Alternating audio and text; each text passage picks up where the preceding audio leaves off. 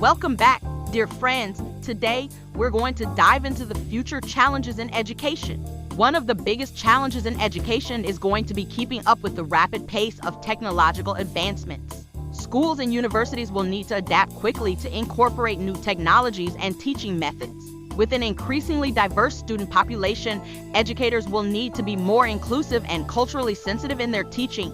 Now, it's crucial to recognize that education is constantly evolving. We're seeing a shift from traditional learning methods to more personalized, technology-driven approaches.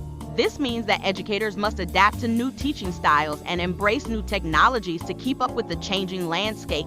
Now it is necessary to ensure that education is accessible to all. This includes addressing issues such as digital divide, providing equal opportunities for students from diverse backgrounds, and addressing the unique needs of students with disabilities.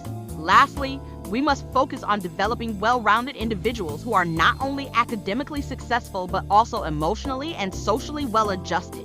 This means fostering a culture of empathy, understanding, and respect in our schools.